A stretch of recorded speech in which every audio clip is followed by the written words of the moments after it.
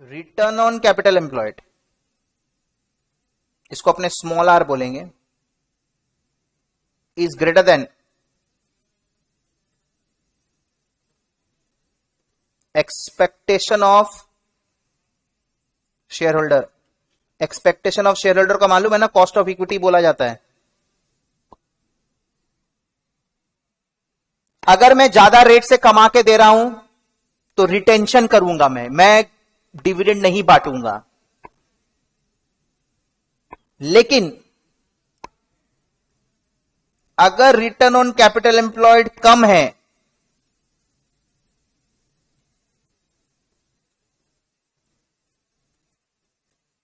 Expectation of share holder से, तो better है उसको रिटेन मत करो। क्योंकि अगर तुमने रिटेन कर लिया, तुम उस एक्सपेक्टेशन से शेयर होल्डर को कमा के नहीं दे पाओगे, तो शेयर प्राइस फॉल हो जाएगा। आया ना? तो बेटर उसको गिरने से बचाओ,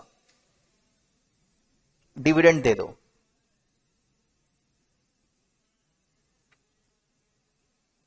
तो ये वाला केस बोलता है 100% रिटेंशन।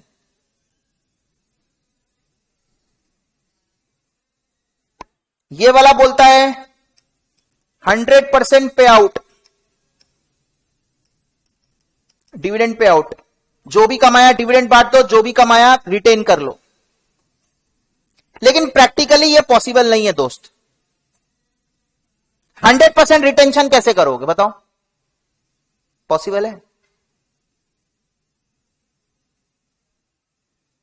उसका घर चलाने के लिए उसको कुछ तो देना पड़ेगा, उसके बाद और कोई सोर्स ऑफ इनकम नहीं है शेयर होल्डर के पास।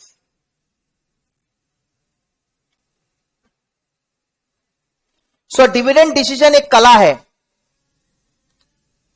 हर चंद का बस का बात नहीं है। दिमाग में वेल्थ मैक्सिमाइजेशन रखना है, शेयर होल्डर का पैसा को ग्रो करवाना है। वो खुद करवाए कि तुम करवा के दो, बात एक ही है। कभी ये मत सोचो कि तुम अपना पॉइंट ऑफ व्यू से सोच रहा है। अगर मैं तुम्हारा उम्मीद पे खड़ा नहीं रह पा रहा हूं तो बेटर है कि मना कर दो rather than ट्राइंग।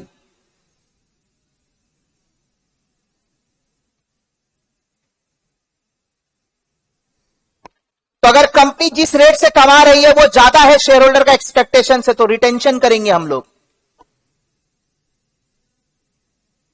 कंपनी का rate of earning, speed of earning कम है as compare to shareholder expectation, better है डिविडेंड दे दो।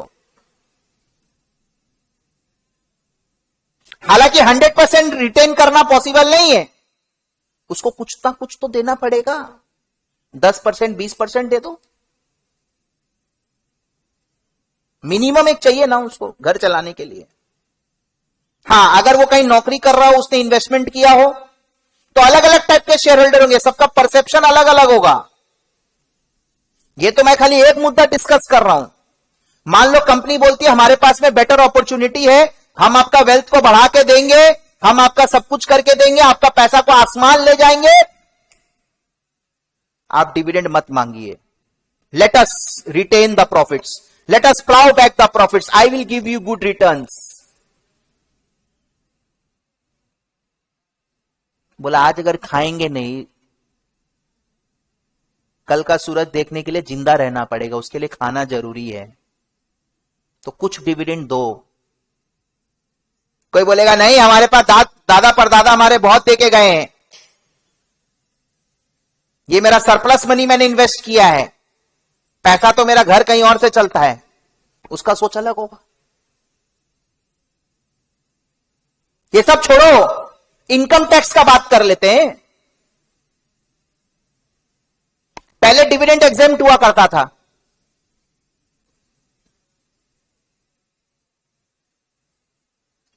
तो लोग बोलते थे ठीक है डिविडेंड दे दो, क्योंकि अगर तुम डिविडेंड ले लोगे हर साल तो शेयर उस स्पीड से ग्रो नहीं करेगा। तो जब तुम बेचोगे, कैपिटल गेन बोल के एक इनकम होता है, sale price minus purchase price. अगर तुम हर साल डिविडेंड ले लोगे, if you take dividend every year, the share won't multiply that much, it means capital gain will be low. तो डिविडेंड एग्जेम्प्टेड है, कैपिटल गेन लो मतलब टैक्स भी कम आएगा। लेकिन अब डिविडेंड टैक्सेबल हो गया है,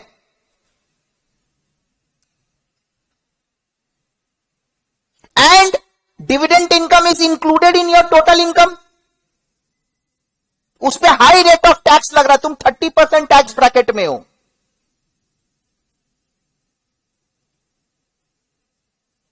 तो अगर तुम डिविडेंड ले लोगे तो in that case you are paying high rate of tax on that dividend income. Share holder के लिए तो इनकम है।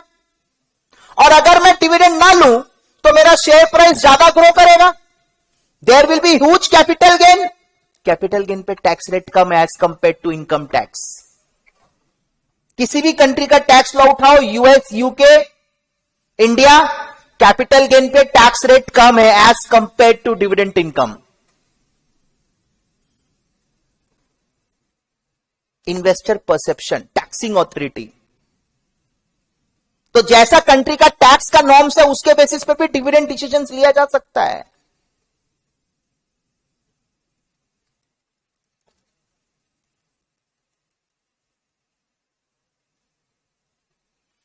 राइट?